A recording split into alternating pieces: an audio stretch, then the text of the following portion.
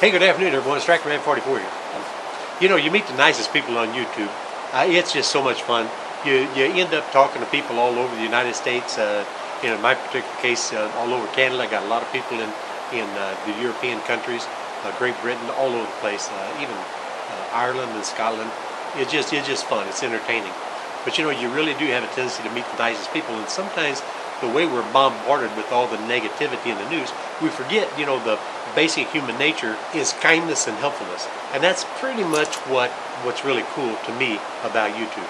Now, there's this one young fella I'm going to give a little bit of a shout out to, and he's a pretty cool little young guy.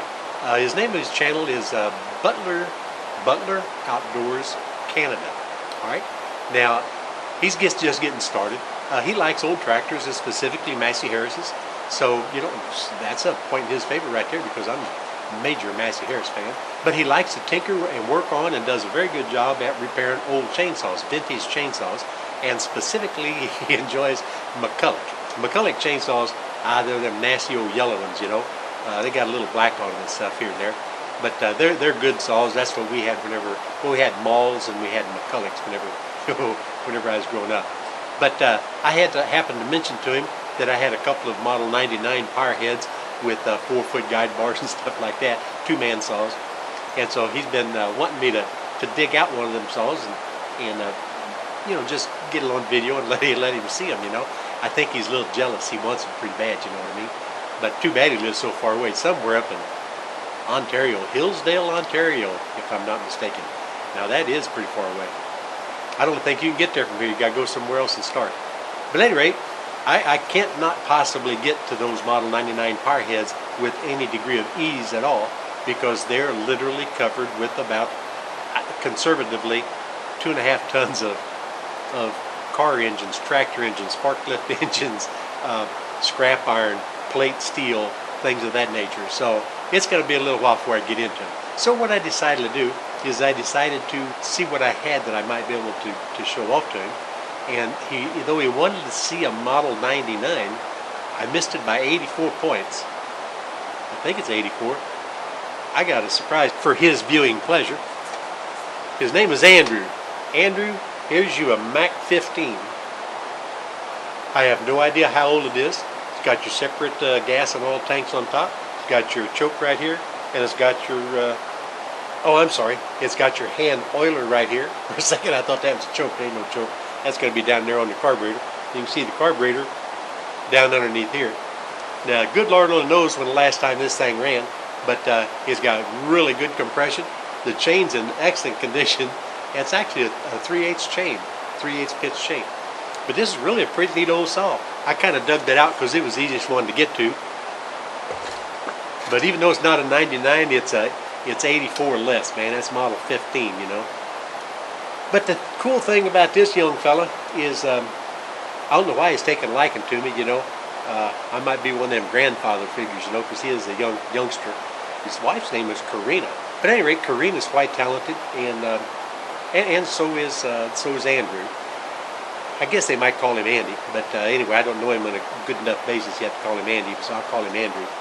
But out of the clear blue sky, he decided he and Carina were going to fix up something and send it to me. Let me show you what they sent me. Because like I say, he works on them old chainsaws and everything all the time, and he's always doing something. So what he and Carina did is they made a TractorMan44 plaque, and they sent it to me with a note on the back. And it said, "Thank you for all your words and wisdom from the Butlers." Now that's pretty cool. I had to read that. It's written in cursive, you know what I mean? Canadian cursive, just a little bit different than American cursive. But at any rate, thank you, Andrew. I really appreciate it. And Carina, I do appreciate that. So at any rate, I was just going to give a shout out to those guys. Like I say, he's just getting a channel started and everything.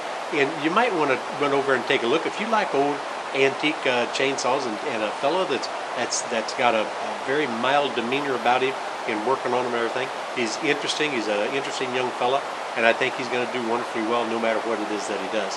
But he does like his Massey Harris's, and like I said, that's a point in his favor.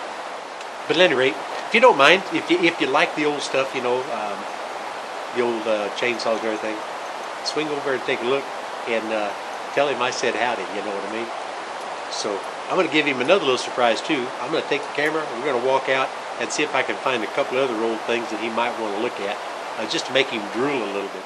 Okay, Andrew, I'm just to let you know I'm 9 feet up on a ladder amid the plumber's pots, the Honda gas tanks, and various and sundry other items, looking at a Clinton. Here's an old Clinton saw. It's total 100% complete. It's intact. It's not stuck. It's been up here for I don't even know how many years. So there's number one. Let's look one shelf down under here.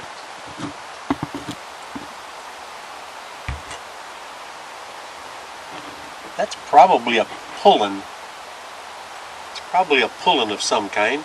I don't recognize it, but it's a complete saw also. Well, minus a few cracked plastic pieces and everything. Of course, you can see the guide bar going out that way. And what do we have here? Look at here. There's another McCoulloch hiding right there. Yeah, I have no idea what it is. I got to get too much stuff off to even look at the back end of it. But it ain't no good. There's not even a chain on the doggone thing. That's another small McCoulloch. It might be something very similar to that Mac 15. This is another shelf. There's a 160 Suzuki four-wheeler engine. There's an old Tecumseh. I think if I remember right, that's a 7-horse. That's a good one. That's a cast iron sleeved engine. Whoop! Looky up here. There's another McCoulloch. Now I don't remember what this one is either. Doggone it. And I would get it down because it looks like it's easy to get down. But if you look over here, I remember as soon as I saw it. I remember driving a nail. There's a 16-penny nail right through the end of the guide bar because I didn't want any, vibrations or earthquakes or anything to knock it down off there. So there it sits. It's been up there for a long time, and whenever I put it up there, it was not stuck either. And it too is about 10 feet off the ground. But yeah, there's a couple of engines here. Down below me, here's a real nice old Briggs and Stratton. Hey Andrew, I know it's not a chainsaw, but it's a saw nonetheless. It's an old worm drive. I don't even know what brand it is. I've never ever tried to plug it in. Of course, the card's rotted plumb off of it, and you can see it's been up here for a number of years too. I remember hanging that up there, and I thought, you know what? One of these days, whenever I'm dead and gone, some of these young kids are going to come across this thing and think, "Good God, what kind of man would use a tool like this?" Well, I can rest assured and tell you, it sure wasn't me. But it definitely is a beast of a machine. There might be just one guy out there that's kind of interested in old antique tools, so that's why I added this one here. Oh yeah, and if you guessed, we're 9 or 10 feet up. We're up here underneath the roof. It's nailed right up here to the top rafter, right on the lean-to. Well, Andrew, I hope those few old saws will tide you over a little bit, satisfy your curiosity until such time as I can dig out those Model 99s. Like I said, going to have to have a little patience because, man, they are buried. And I got, obviously, quite a number of projects that kind of flow in and out. And there's already a list of my own, pretty much all the time anyway. But hey, I do heartily thank you very much for the plaque. This is absolutely awesome, man. If any of y'all want to stop by and take a look at his channel, I suggest go ahead and do so. Like I say, he's just getting started out. But hey, we all start out somewhere, you know what I mean? Thanks again, Andrew. Appreciate it. I'll get around to that thing one of these days. Obviously, you can't do serious videos all the time, You got to take a little time and have a little bit of fun. And so this was a fun one, and this was for Andrew and his wife, Carina. I thank them again. And you know what? This is Tractor Man 44 and Layla. This is Tractor Man 44 and Layla, and we are out of here.